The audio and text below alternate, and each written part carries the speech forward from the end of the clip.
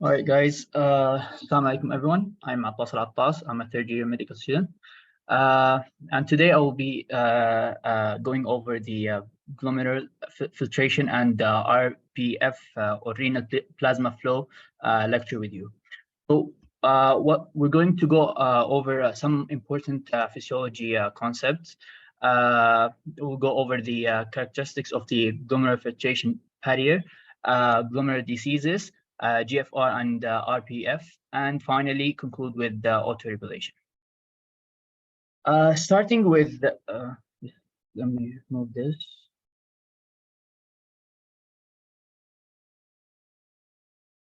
Wait, drag it down. Okay, so starting off with the morphology of the glomerulus. So what is the glomerulus? Glomerulus is the filtering unit of the kidney, or the functional unit of the kidney. Saying it's the functional unit of the kidney, meaning that it will do the main function of the kidney, which is filtration. So this is where all the filtration will happen. So the glomerulus consists of loop of capillaries. These loops of capillaries, the Bowman space, which is outside of the capillaries, and the glomerulus is enclosed by something called the Bowman's capsule. So the loop of capillaries, they arise of the efferent arteriole. So the efferent arteriole, they become the loop of the capillaries, the glomerular capillaries, and then they end up as the efferent arteriole.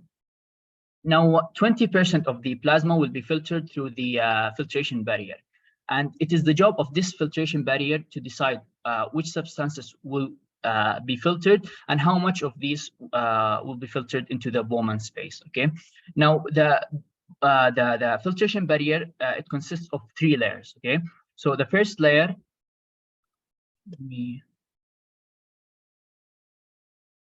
okay, so the first layer is the capillary endothelium. This is from the inside of the capillaries. Okay, so the first layer is the capillary endothelium, and as you can see, it is fenestrated, or it has pores. Okay, the second layer is the basement membrane, and finally the third layer is the podocyte, or sometimes they call it the food processes of the podocytes.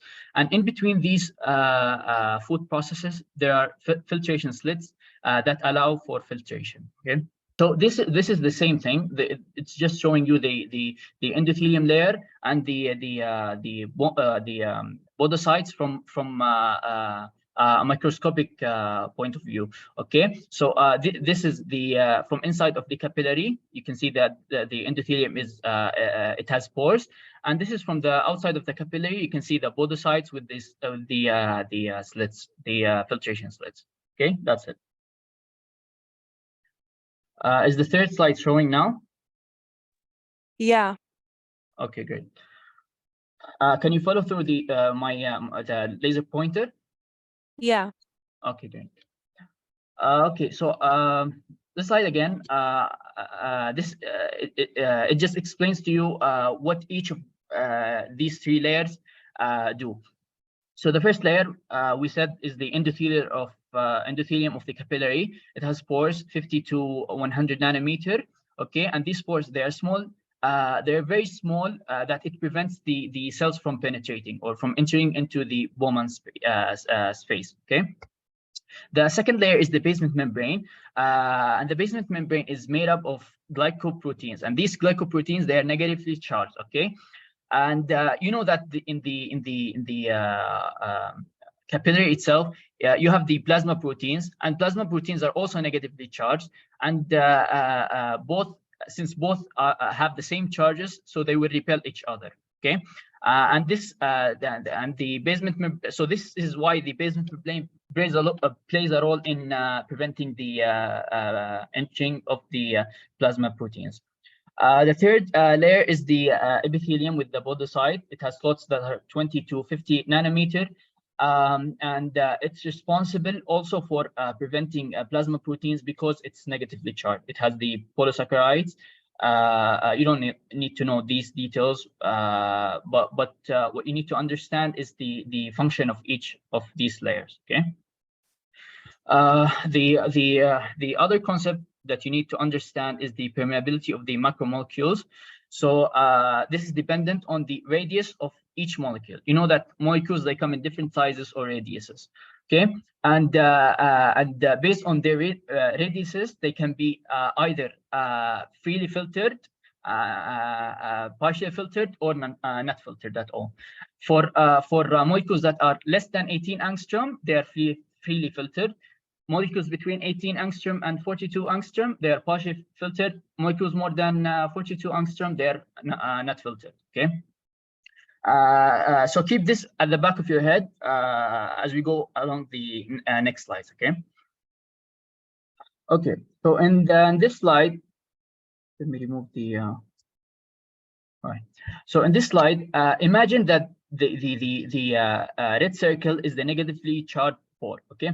For the particles that are less than 18 angstrom, they're small and they're not close to the wall of the pore, so they're not affected by their charge is not affected by the negatively charged pore. Okay, so they pass freely. However, for particles that are 18 to 42 angstrom, they are large and they're, as you can see, they're closer to the wall of the pore, and this is where the charge of the molecule comes into play. So in particles that or substances that are 18 to 42 angstrom, there are two factors that you need to consider. First factor is the size of the molecule. So a molecule that is, let's say, 20 angstrom will most likely be filtered more than a molecule that is 40 angstrom. Okay, so the size plays a role. The other thing that plays the role is the charge of the molecule. If it is positively charged, so it will be attracted by the negatively charged pore and it will be more filtered. Negatively charged particles, they will be repelled by the negatively charged pore and they will be less filtered. Okay, so the charge plays a role in the molecules that are between 18 to 42 angstrom, but not in particles that are that are less than 18 angstrom.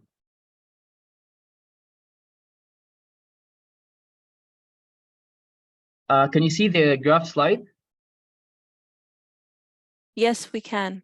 Okay, good. Okay, so this is a graph that plots the filtration rate against the radius of the molecule. You can see that this graph, the radius ranges from 18 to 42 because as I said, the charge of the molecule comes into play when the radius is between 18 to 42. So let's take this this first, the neutral Dex chain. Neutral means it has no charge. Okay, so you can see as the radius of the molecule increases, the filtration rate decreases. Now let's take a positively charged molecule, which is the polycationic Dex chain. You can see that for the same radius, let's say 30, for example. For the same radius, the neutral Dex chain filtration rate, let's say, is 0.4, and the polycationic Dex chain is, let's say, 0.8. From this, you can understand that polycationic Dex chain is filtered more than neutral Dex chain and polyanionic Dex chain. This just proved the same concept that I just explained in the slides before. And the opposite goes for the negatively charged Dex chain.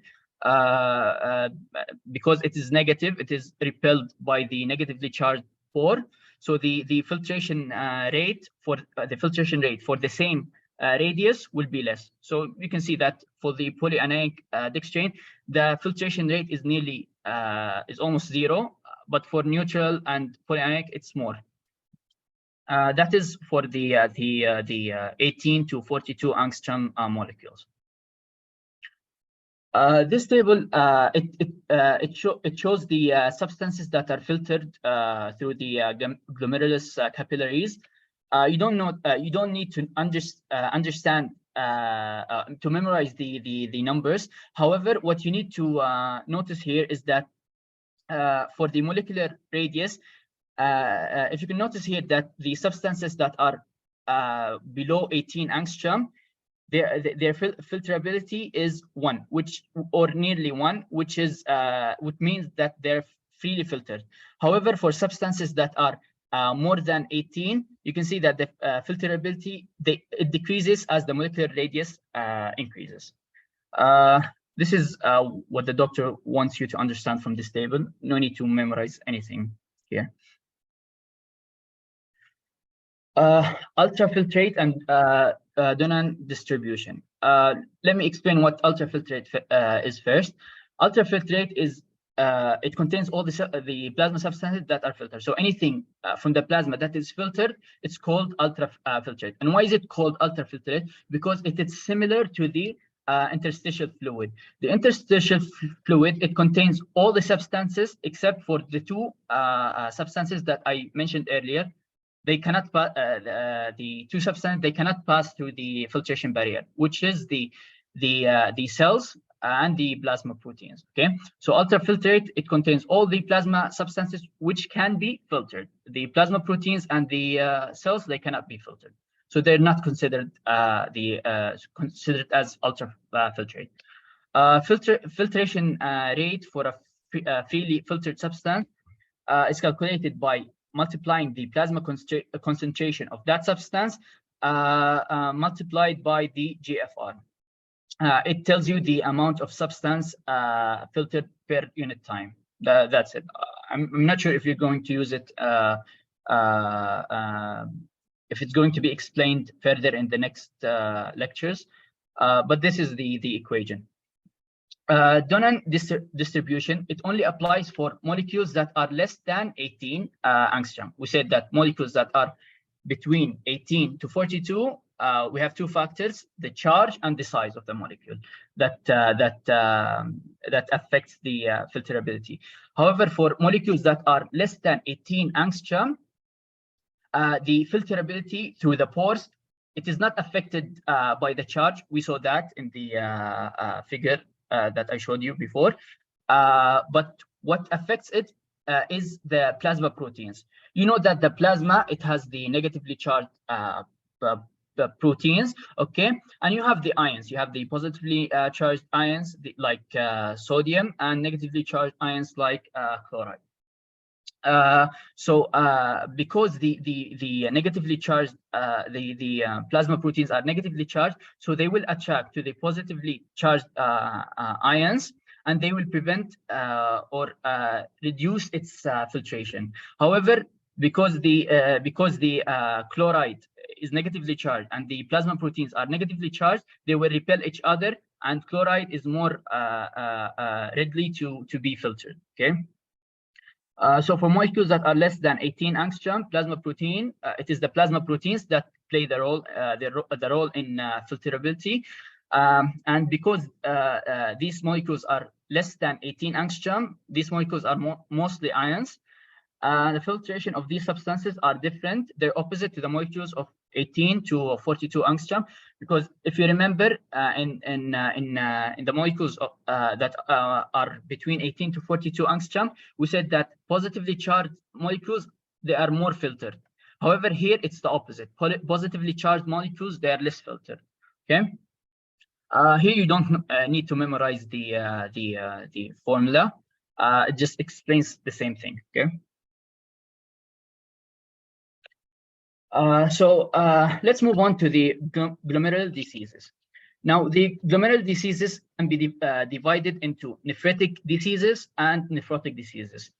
What determines whether whether the disease can be nephritic or nephrotic is the site of the glomerular injury. From its name, glomerular means the disease will affect the glomerulus structure. Okay. So it is the site of the glomerular injury which will determine if the disease is nephritic or nephrotic.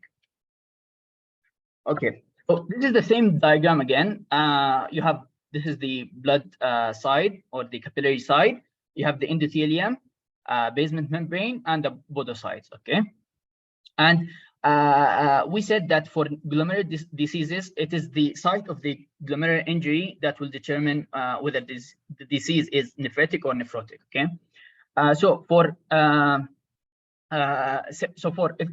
so if the damage is in the endothelium layer, okay, the disease will be nephritic. Okay, however, if the disease affects the podocytes, the disease will be nephrotic. The way I like to remember these two, or the site of injury, is nephrotic, it has O, and podocyte has 2 O's. Okay, that's how I like to remember it. So for nephritic, the disease affects the endothelium layer of the capillary. Nephrotic, it has an O, it affects the podocytes, yeah. So this is the doctor's slides. Also, you don't need to memorize these pictures. Inflamed nephritic, we said the disease is affecting the endothelium cells.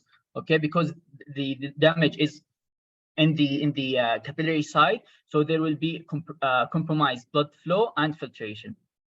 And the consequences of nephritic is mild protein loss, because there is damage to the capillary wall, which is the endothelium, and sometimes the basement membrane.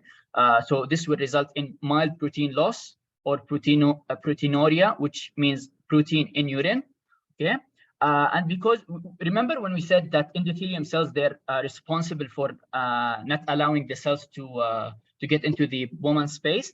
Yeah, so because they are damaged, so cells can now be found in the urine, and that's what is referred to as hematuria. So red and white cells in urine.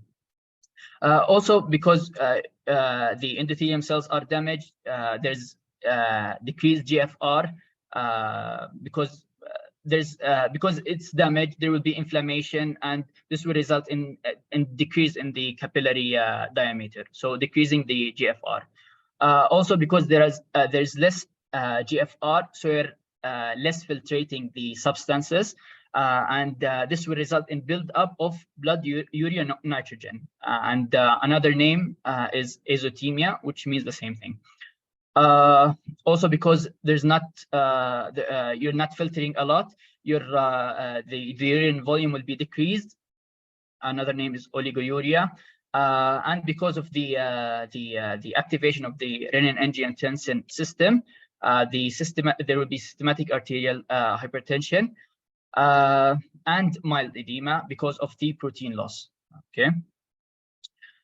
So the nephritic disease, it will affect the composition of the filtrate.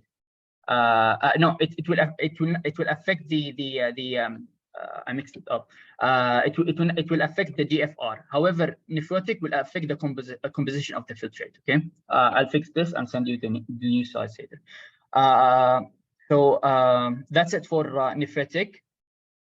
Nephrotic, we said that the podocytes are affected, and because the podocytes are responsible for not allowing the proteins to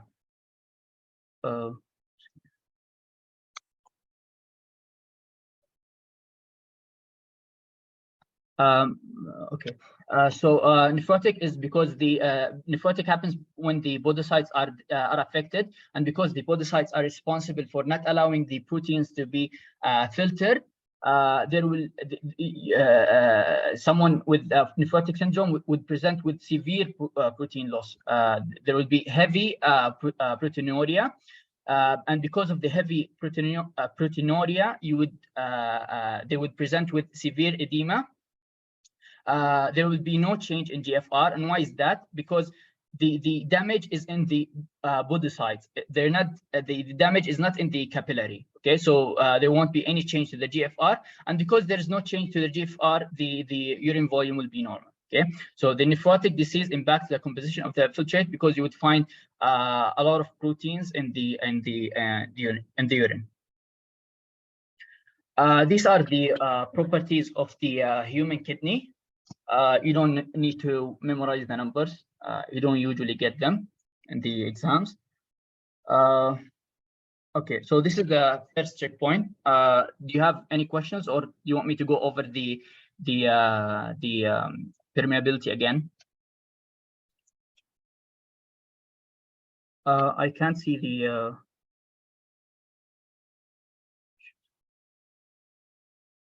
Just give me a second. Oh, yeah, here.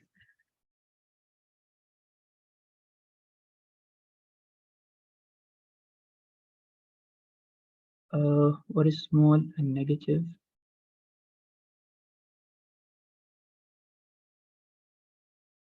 Okay, so if it was a negative and you mean small as in less than 18?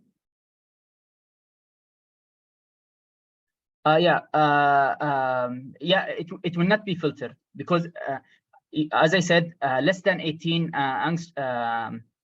angstrom, the plasma proteins will hold back the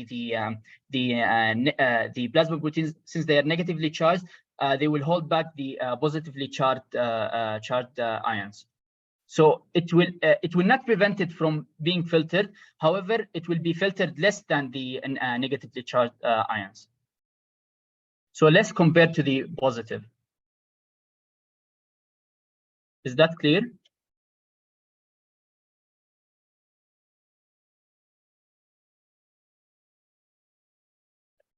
Okay, any other question?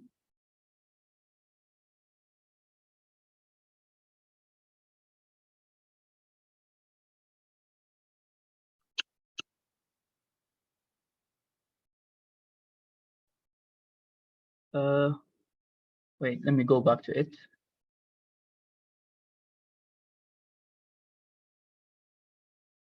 This one?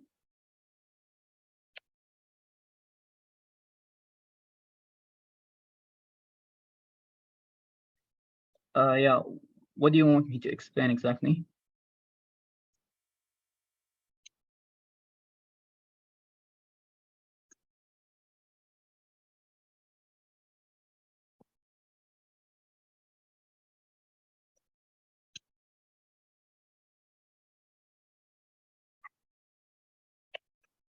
Okay, you missed the slide. Okay, I can go briefly over it. Okay, so the I said that the ultrafiltrate is anything that can be filtered. Okay, anything from the plasma substances that can be filtered. What are the substances that cannot be filtered? It's two there are two only substances that cannot be filtered. It's the cells, the red blood cells, white blood cells, platelets, and the plasma proteins. Okay, so ultrafiltrate, anything that can be filtered, any plasma substance that can be filtered is considered an ultrafiltrate. Okay, filtration load, it is basically telling you the amount of substance that is filtered through the glomerulus capillaries per unit time. And the way to measure this is by multiplying the plasma concentration of that substance by the GFR. Okay, that's for the ultrafiltrate and the filtration load.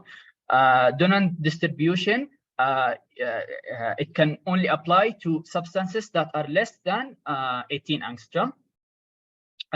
You know that these substances, we said earlier that these substances, they are not affected by the negatively charged pores. Okay, their filterability, they cannot be affected by the negatively charged pores. However, what affects them is the plasma proteins. Okay, now the plasma proteins, they are negatively charged, and we have the ions in the plasma, like the sodium, which is positively charged, the chloride, which is negatively charged, and because the plasma proteins, they are negatively charged, they will attract the positively charged ions like sodium, and sodium will be less filtered. That doesn't mean that sodium will not be filtered at all.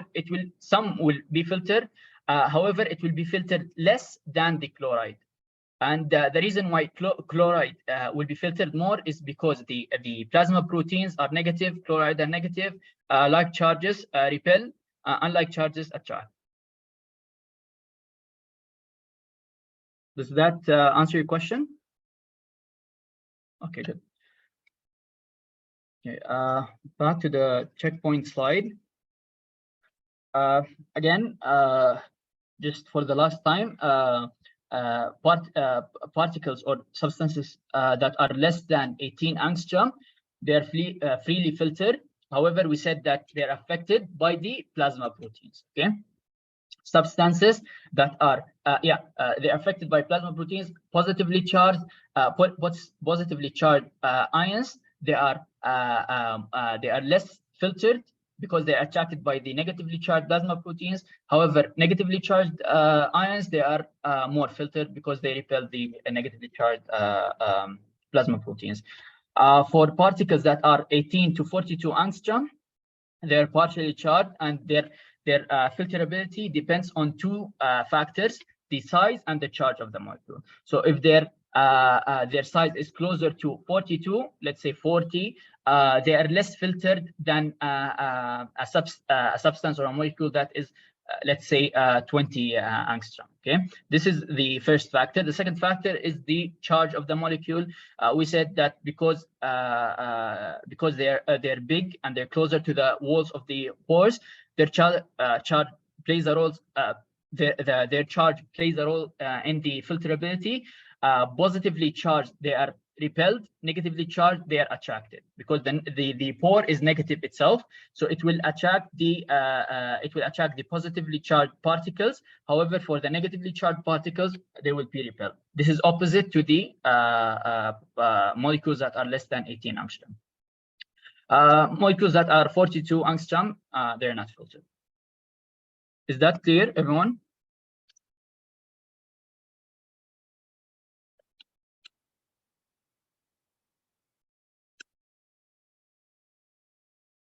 All right. Does anyone have a question before I move on?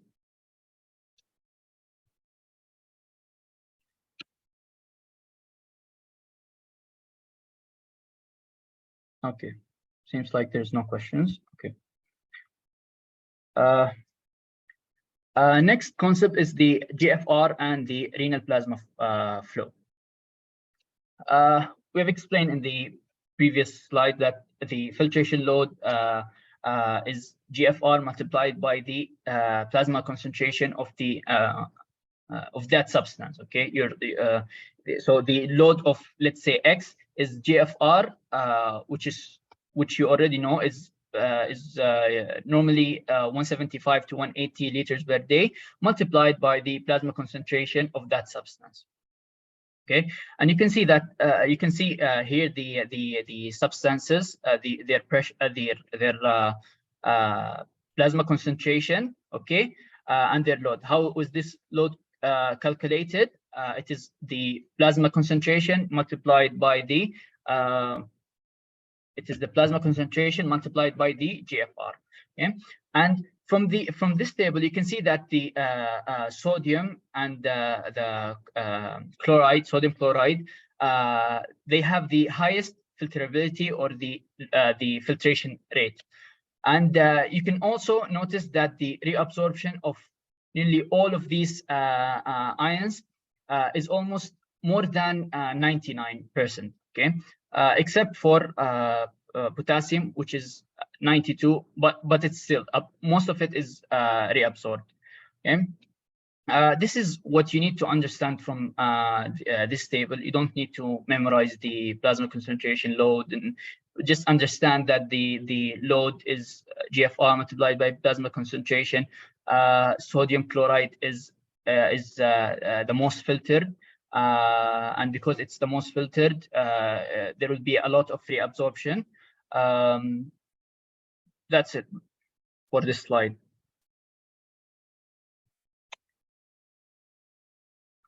Okay, so another thing that the doctor wants you to understand is the difference between systematic capillaries and the glomerular capillaries.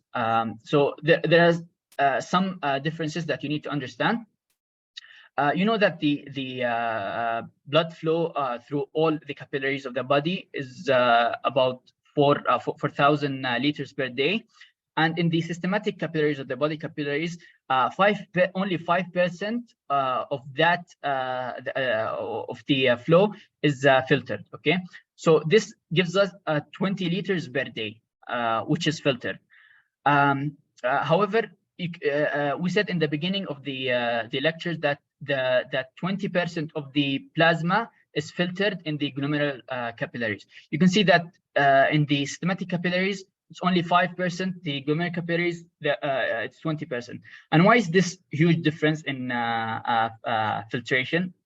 Because the role of the systematic capillaries is basically to exchange substances between the capillary and the tissues. So the tissues will the capillaries will give the tissues the oxygen and the nutrients it needs, and then it will reabsorb the waste product.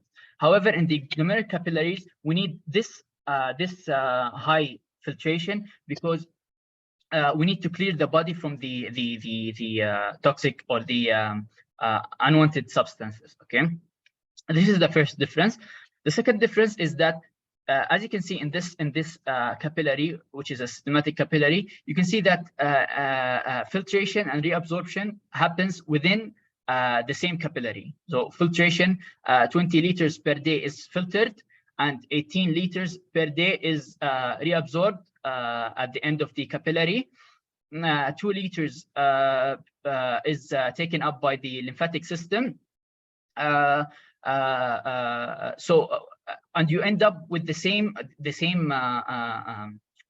plasma flow or the blood flow, because the lymphatic vessel will take the whatever is taken up from the interstitial fluid, and it will end up in the systematic capillaries or the systematic system. Okay, systematic circulation. However, in the glomerular capillaries, there's only filtration that happens. There is no reabsorption. Reabsorption happens after the efferent arterioles in the peritubular capillaries. So there are two differences between the systematic capillaries and the glomerular capillaries. First difference is that in the systematic capillaries, you have 5% is filtered because you don't need much fluid filtered in the systematic capillaries. However, in the glomerular capillaries, 20% is filtered because you need to remove the unwanted substances. Second difference is that the filtration and reabsorption happens along the same systematic capillary. In glomerular capillaries, only filtration happens. Reabsorption happens in the peritubular capillaries. Okay. These are the Starling forces that plays the Starling forces that plays a role in the filtration. You know this from physiology. You know that the hydrostatic pressure of the capillary is what drives the fluid out of the capillary. Interstitial fluid is what drives the fluid out of the interstitial into the capillaries. Colloidal osmotic pressure is the pressure that is driven by the proteins in the capillaries.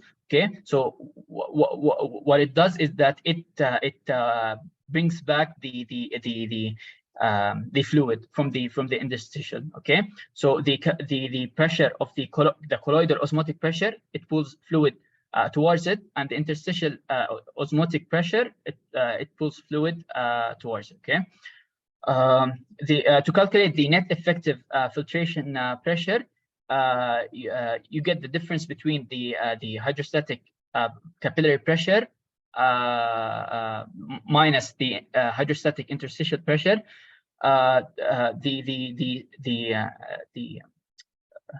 Okay, so hydrostatic pressure, I said you subtract the hydrostatic pressure of the capillary by the interstitial fluid, subtracted by the difference in the colloidal osmotic pressure and the interstitial fluid. Okay, and this gives you the net effective filtration pressure. So this again is the systematic capillaries. In the systematic capillaries, the osmotic capillary pressure, which is this, is constant along the capillary. and the osmotic interstitial fluid pressure is constant too. Hydrostatic interstitial fluid is pressure is constant too. So what drives the fluid out or inside the capillary? It is the hydrostatic pressure of the capillary itself, which is this. Okay, so the hydrostatic pressure of the capillary, it decreases along the capillary. And why does it decrease? Because along the capillary the resistance increases, and because the resistance decreases, there will be less hydrostatic pressure. Okay, so when you calculate the difference between the colloidal osmotic pressure and the interstitial fluid osmotic pressure, this is the colloidal effective pressure, which is this line. Okay, and then you also calculate the difference between the hydrostatic pressure in the capillary and the hydrostatic pressure in the interstitial fluid, and it gives you this line, which is P effective.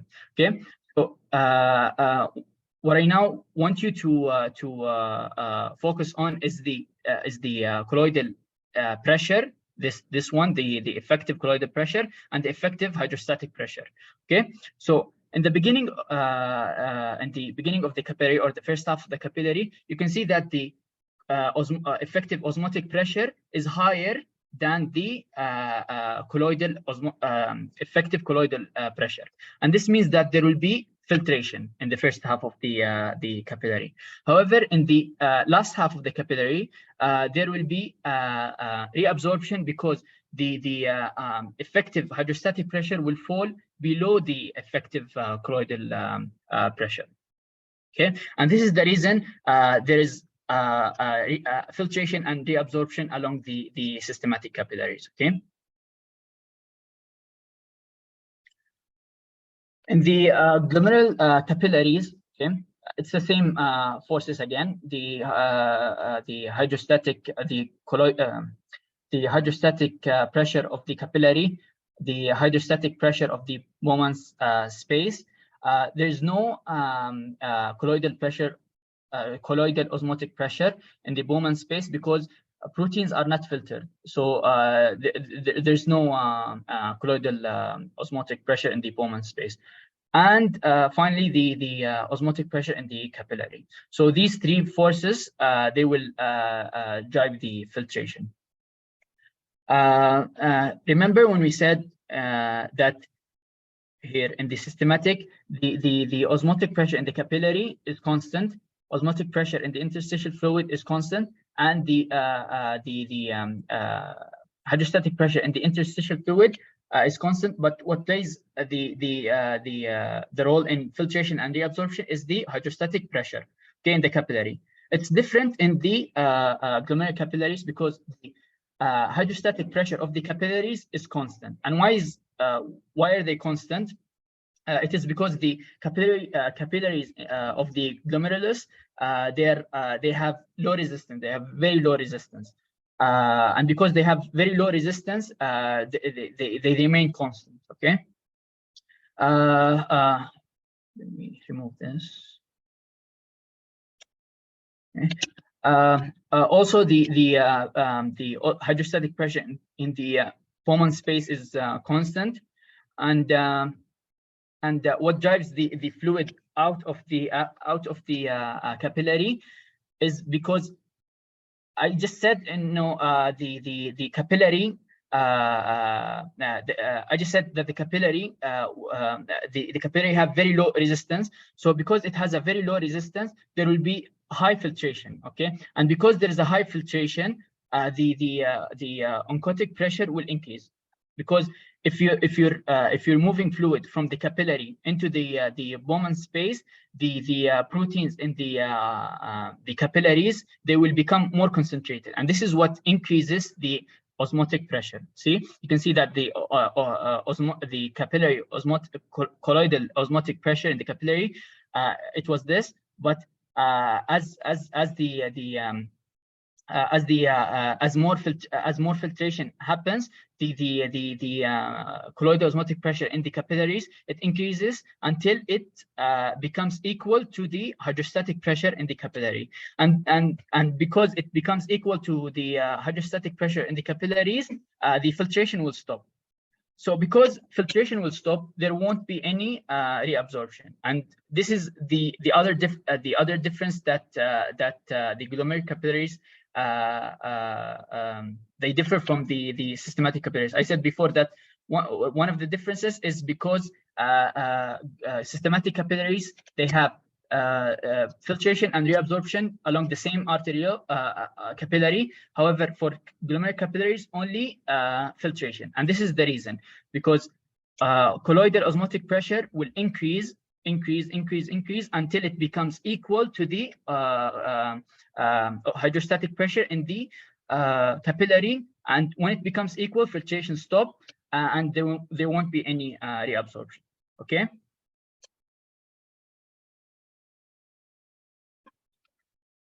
All right. So the next thing is the effect of renal plasma flow on GFR,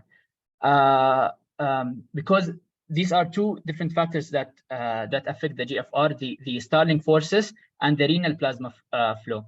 So let's say we keep the Starling forces constant, or unchanged, okay, but we increase the renal plasma flow. What would this do? You can see that if you increase the renal plasma flow, this will decrease it will slow the build-up of the proteins in the capillary. So it will the pressure of the colloidal osmotic pressure in the capillary will increase. It will still increase, but it will increase more slowly, okay, than the normal renal plasma flow. And because it takes more time to reach to become equal to the hydrostatic pressure in the capillary, and because of this, there will be more filtration and the GFR will increase. Okay, is that understood?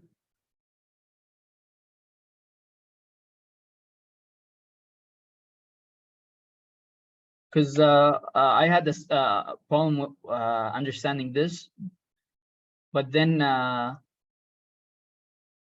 the concept here is that if you increase the renal plasma flow, okay, so there will be slow build up of the colloidal osmotic pressure in the capillary, and because it's taking much time to reach to the to be equal or to reach the pressure of the capillary or the hydrostatic pressure, so there will be more filtration, and because there is more filtration, there will be increased GFR. This is the reason why increased renal plasma flow will result in increased GFR. Okay, so this is a hypothetical diagram. It just shows you how changing the resistance.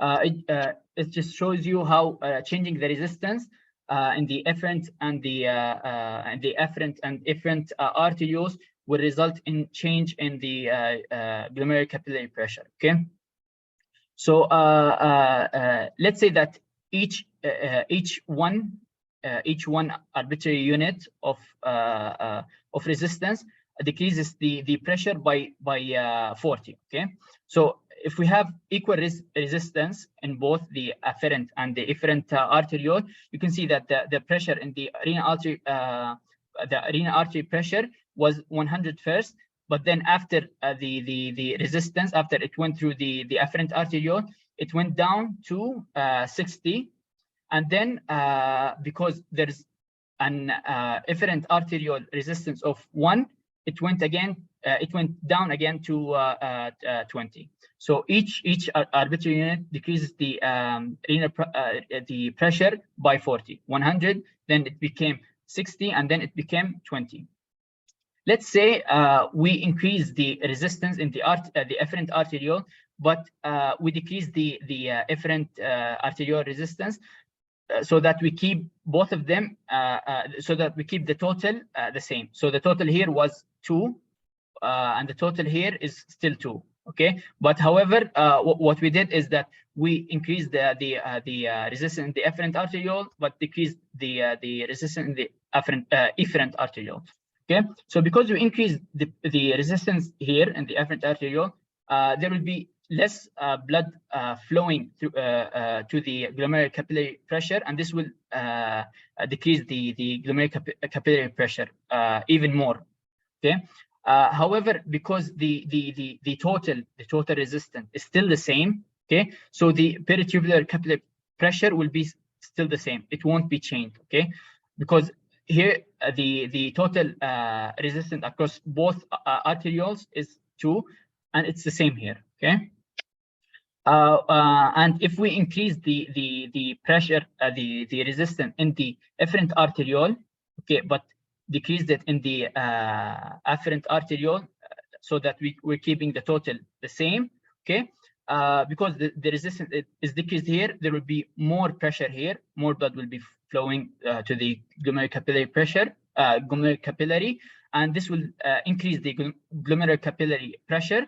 And because there's the increase in the resistance is in the efferent arteriole,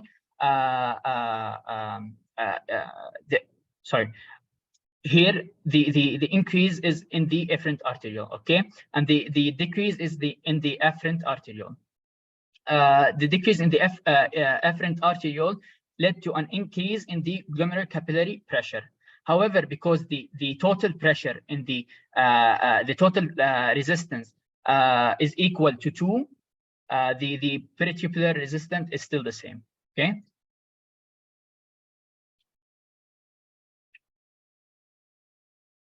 Okay, so this was a hypothetical scenarios, but this is what actually happens. Okay, so if we have constriction of only the efferent arteriole, because we're increasing the resistance in the efferent arteriole, but we're keeping it the same in the efferent arteriole. So the total pressure, the total resistance will increase, unlike the hypothetical scenarios where the total pressure, the total resistance, sorry, were the same.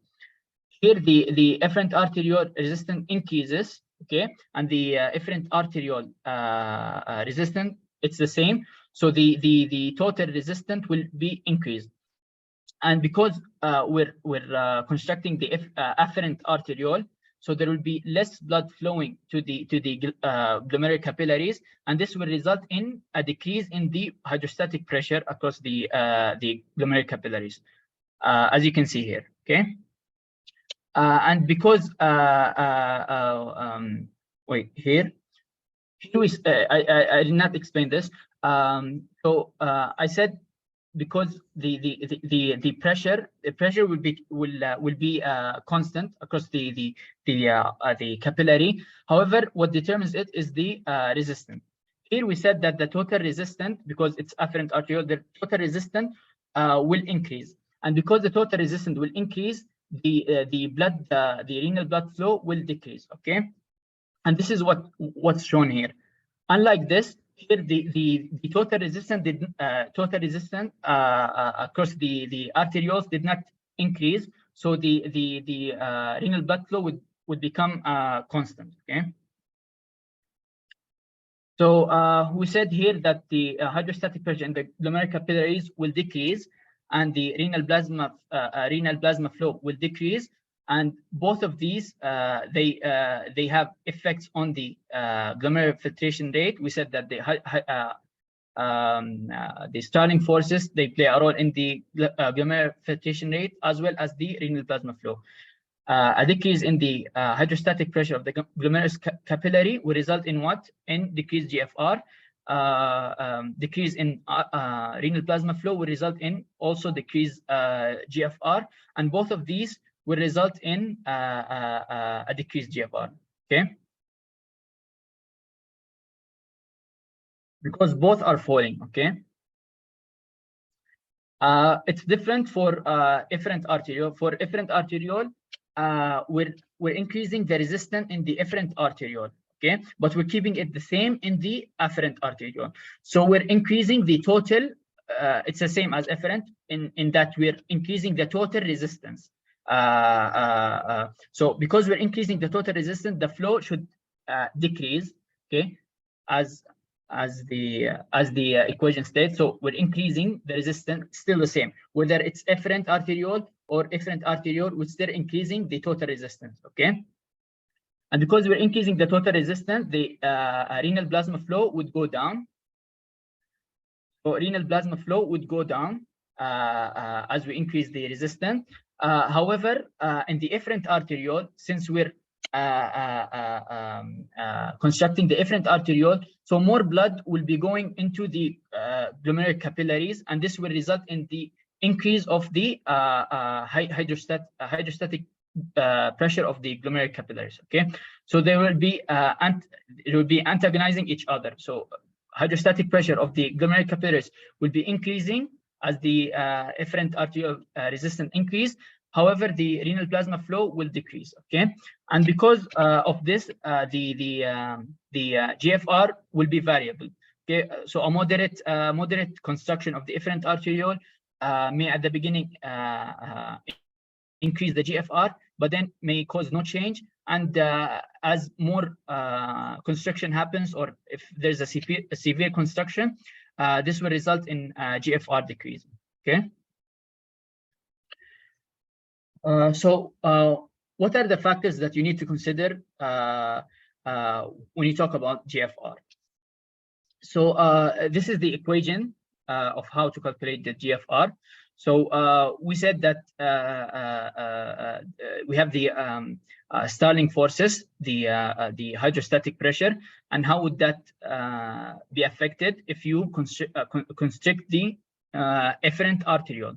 Constricting the efferent arteriole, we said that it will decrease the hydrostatic pressure of the capillary. It will decrease the renal plasma flow, and this will both of these effects will decrease the GFR. Constriction of the efferent arteriole will result in increase of the hydrostatic pressure of the capillary, decrease in renal plasma flow, but the GFR will be dependent on the amount of constriction, whether it's moderate or severe. Okay, if it's moderate, we said the GFR at the beginning might increase, but then it might just stay still without any increase, and then it might fall after a severe constriction. Okay, this is for the hydrostatic pressure of the capillary. Now another constant, it's called Kf. This is a constant. You don't need to go into the details, but what you need to understand is that it gets affected by glomerulonephritis. Okay. The pressure and the hydrostatic pressure of the moment space, if it increases due to let's say a kidney stone, okay, because there's a kidney stone, so the fluid is backing up behind the kidney stone, and this will increase the pressure in the moment space. Let's say there's a stone here, okay, so the fluid is not able to go into the urine or to the ureters or whatever structure, and because the fluid is backing up here, okay, so this will result in increase of the Bowman space pressure. Okay. And because there's an increase in the Bowman space pressure, it will result in a decreased GFR. The next is the colloidal osmotic pressure in the capillary. It increases by dehydration, and because when there's dehydration, the proteins, the plasma proteins, will be concentrated, so they will increase in the capillary, and because of this, the colloidal osmotic pressure will increase, and this will result in decreased GFR. It also decreases by hunger.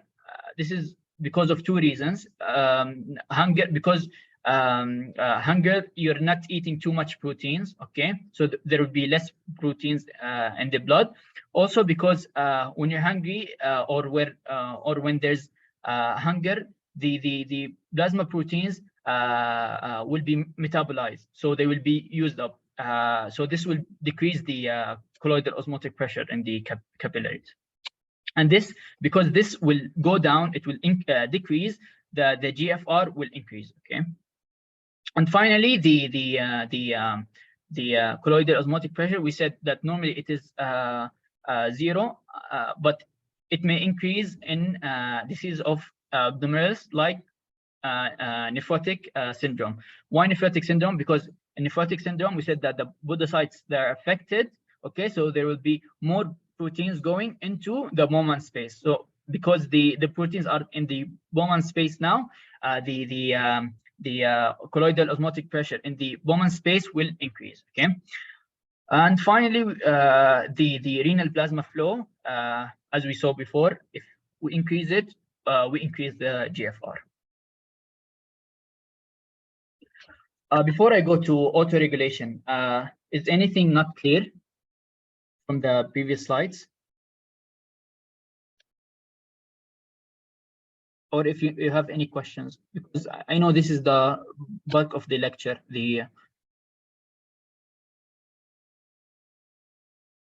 Okay.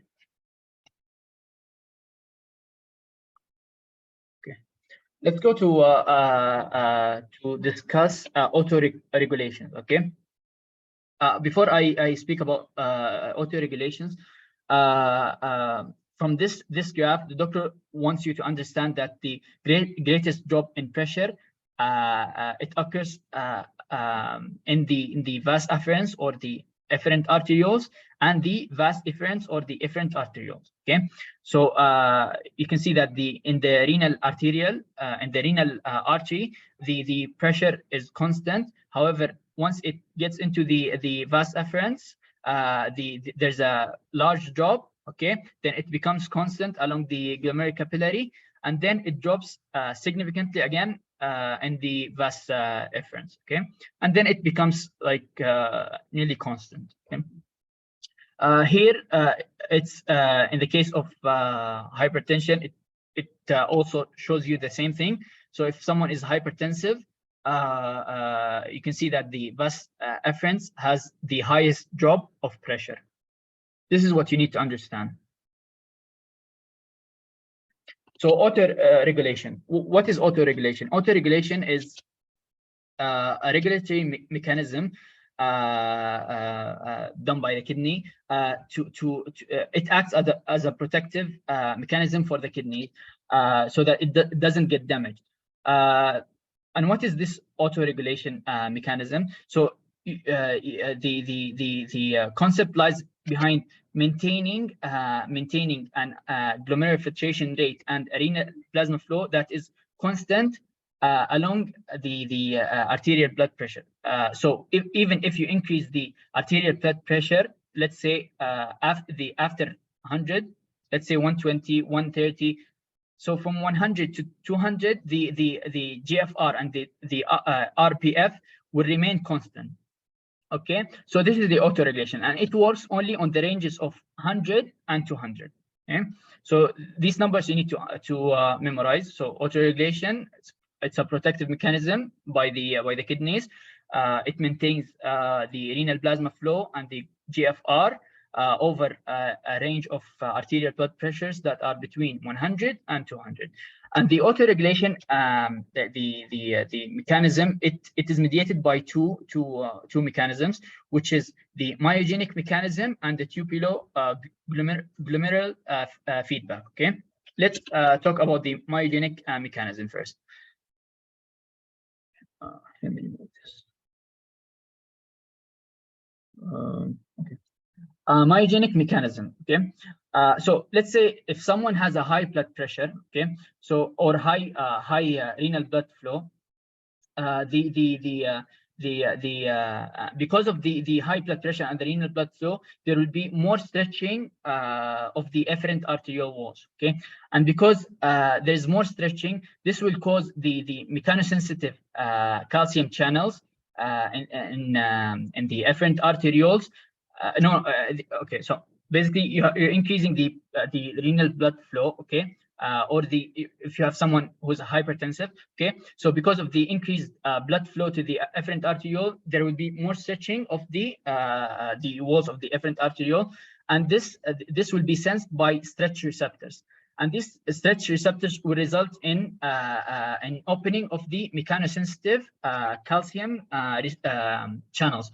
And these mechanosensitive calcium channels, they are in the vascular smooth muscles. Okay, so they're not in the capillary itself, but in the smooth muscles, the vascular smooth muscles of the capillary. And you know that calcium in a muscle will result in contraction, and because there's an increase in the calcium within the vascular smooth muscle, this will result in what? In muscle contraction or constriction of the efferent arteriole. Okay, and because there's constriction of the efferent arteriole, there will be less blood flow to the glomerular capillaries, and because there's less blood to the glomerular capillaries, there will be less decreased GFR. Okay. So again, briefly, increased blood pressure. You're increasing blood pressure. You're causing more stretching on the walls of the efferent arteriole. This will result in opening of the mechanosensitive calcium channels, and because the calcium plays a role in muscle contraction, it will result in constriction of the efferent arterioles. Constriction of efferent arteriole will result in less blood flow to the glomerular capillaries, and will result in decreased GFR. The other mechanism, the tubulo-glomerular feedback, from its name, you can understand that it's two things related to each other. So there's something coming from the tubules to the glomerulus. Okay, so in the distal convoluted tubules, there are the macula densa cells, and these macula densa cells, they sense the sodium chloride. Okay, so whatever sodium chloride that is passing through the distal tubule, okay, so it gets sensed by the macula densa cells. Okay, and these macula densa cells, through a series of chemical signals, it will result in release of calcium, and through I will explain the mechanism later, but through a series of chemical signals, it will result in release of calcium into two cells, the granular cell and the vascular smooth muscles of the capillaries. And as we said in the previous slide, increase of calcium in the vascular smooth muscle will result in constriction. So it will result in vasoconstriction or vasoconstriction of the efferent arteriole, and there will be another effect which I will explain the next slide. So as I said, it is mediated by macula densa cells.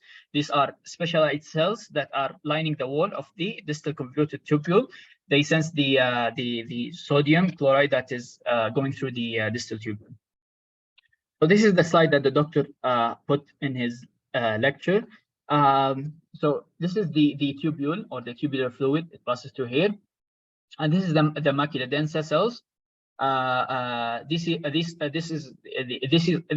is the vascular smooth muscles, and this is the granular cells. This is mesangial cells, and this is the blood. I'm just orienting you. This is the capillary, okay, or the efferent arteriole. So when there's an increased blood pressure, okay, what's going to happen is that the macula densa, there will be increased sodium chloride delivery to the macula densa. So the macula densa will receive more sodium chloride, and because of this increased sodium chloride in the macula densa, it will result in release of ATP and ADP. Both of these, they will go to the mesangial cells. Okay, so they will go to the mesangial cells. They will bind to receptors called A1 and B2X. Okay. These receptors, through a series of reactions, they will result in an increase of calcium in the mesangial cells. So this is all happening in the mesangial cells, nothing yet in the granular and vascular cells. And because the mesangial cells is enclosed in close proximity to the granular cells and the and vascular smooth muscle cells, they have gap junctions between them. So the calcium will move from the mesangial cells to the granular cells and the vascular smooth muscles. Okay, and once it does this, it has two effects. In the vascular smooth muscles, what it will do is that it will cause constriction. Okay, as we saw before, it will cause constriction of the efferent arteriole, leading to less blood flow to the glomerular capillaries. Its effect, the calcium effect in the granular cells, will inhibit the renin release. So these granules, they contain renin. Okay, so because there's an increased calcium in these cells, the granular cells, they will inhibit the release of renin. So the tubular glomerular feedback will result in two effects. Okay, vasoconstriction of the efferent arteriole and decreased renin release. Okay, so these are the two mechanisms within the kidney that plays a role in autoregulation. There's also regulation of the kidney plays a role in regulating the systematic blood pressure. This is through neural, as in nerves and sympathetic activity, and humoral, as in hormones. Okay. The sympathetic activity, if it is moderate, okay, it will so the sympathetic activity affects both the afferent and efferent arterioles. If it is moderate, it affects both, but it will dominate on the efferent arterioles. So because we said earlier that if the efferent arterioles are constricted, the GFR will increase. I don't know why it says unchanged, and the doctor himself said it will increase. So the filtration fraction will increase. Filtration fraction, if you remember at the beginning of the lecture, I said that 20% of the plasma will be filtered. This is the filtration fraction. Okay, so the sympathetic activity, if it is moderate, it will affect the sympathetic activity affects both efferent and efferent. If it is moderate, it will dominate more on the efferent arterioles, and because it constricts the efferent arterioles, it will result in more in increased GFR, and the filtration fraction will increase.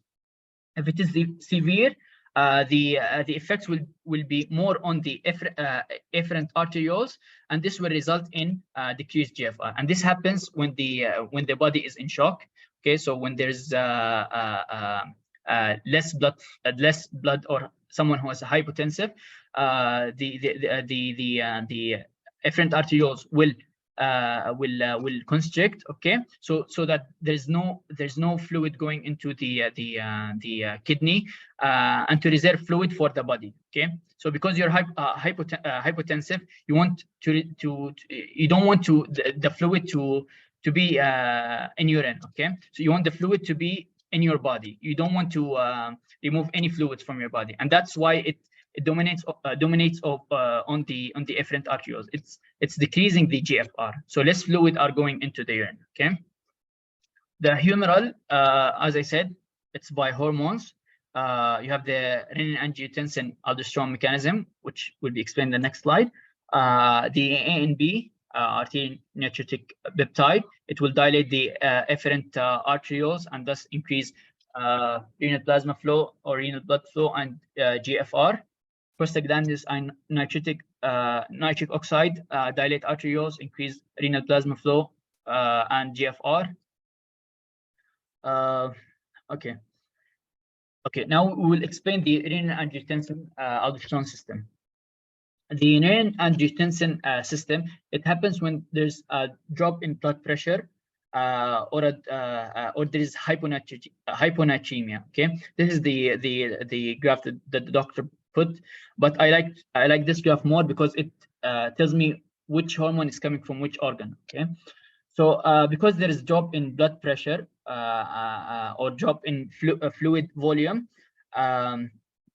there will be increase in renin release. And why is that? Because because there's less blood pressure, there's less blood flowing to the capillaries, the glomerular capillaries, and because there's less of that, the GFR will be decreased, and because GFR is decreased, the sodium chloride delivery to the macula densa cells will be less, and because of that, there will be no release or less release of ATP, and because of that, less calcium will be released into the vascular smooth muscles and the granular cells.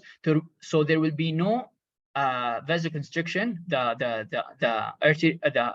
efferent arteriole will be vasodilated, and there will be renin release.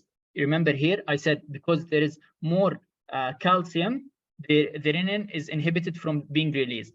But because there is less of everything, there will be less of calcium. Okay, and this is why the renin is released. So the renin is released from the kidney when there's drop in blood pressure or fluid volume, and the liver, it secretes something called angiotensinogen. Okay, and this angiotensinogen is converted to angiotensin 1 by the renin. So if you don't have renin, the angiotensinogen won't be converted into angiotensin 1. So angiotensin 1 will be converted to angiotensin 2, and this is by an enzyme called RAAS enzyme, or angiotensin converting enzyme. And this enzyme is released by the lungs. Okay, so the lungs release RAAS enzyme, which converts the angiotensin 1 to angiotensin 2. And then it is the angiotensin 2 which plays the major role in the renin-angiotensin system. So these are all just conversions from angiotensinogen to angiotensin 1 to angiotensin 2, and this angiotensin 2 is what plays the major role. Okay, so it acts on the adrenal gland, and it releases aldosterone. Aldosterone goes and acts on the kidneys, and it absorbs water. It absorbs first sodium chloride, and water follows. So there will be an increase in the water or the fluid retention. Okay, angiotensin 2 also, it acts directly on the blood vessels. Okay, it causes constriction. It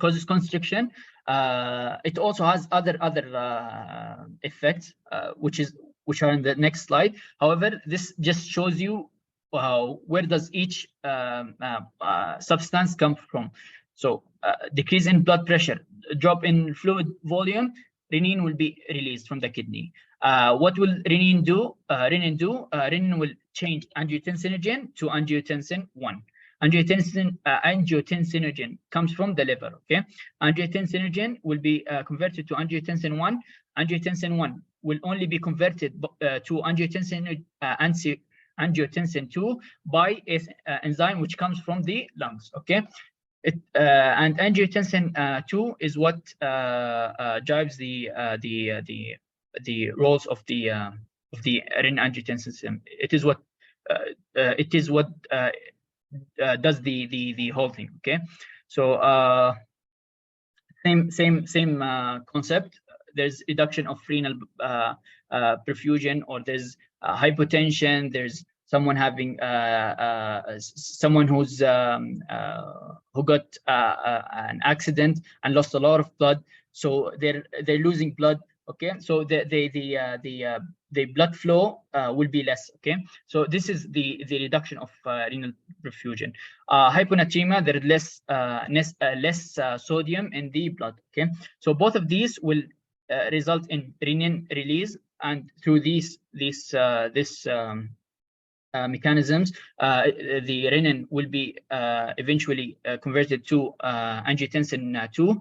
Angiotensin 2, we said that it will act on the adrenal gland to release aldosterone. Aldosterone will result in sodium reabsorption, and because sodium is reabsorbed, water will follow, and this will increase the fluid volume of the body. Okay, because you want to increase the fluid volume of the body, and when the fluid volume of the body increases, the blood pressure increases too. It will also cause vasoconstriction as it acts directly on blood vessels, and because it causes vasoconstriction of the blood vessels, it will result in increase of TPR or total peripheral resistance, and this increase will result in increased blood pressure. So the whole concept is to increase the blood pressure or the blood fluid volume. Okay, so by aldosterone you're increasing the fluid volume. By vasoconstriction of the arteries, you're increasing the resistance, and then you're further increasing the blood pressure. It also releases ADH, okay, which causes water reabsorption, and it increases the fluid volume. And finally, it results in thirst, and because you're thirsty, you drink more water, and eventually leading to increase in fluid volume.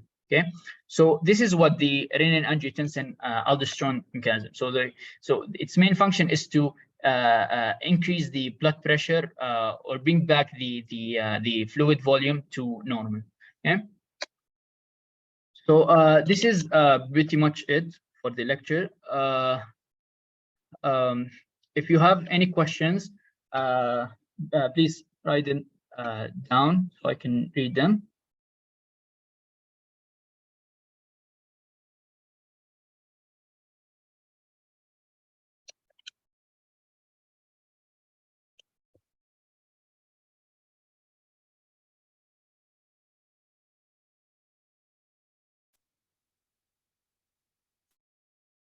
Any questions, or do you want me to re-explain anything?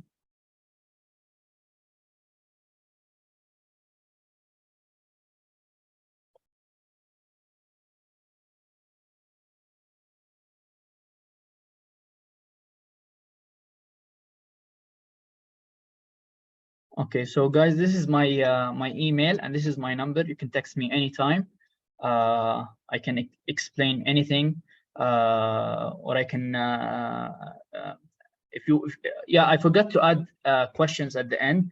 I'll probably add some questions and then send you the updated slides, because I have something to have some questions to add.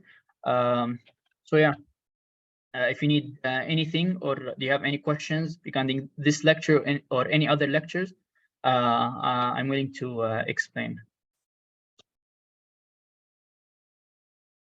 Yeah.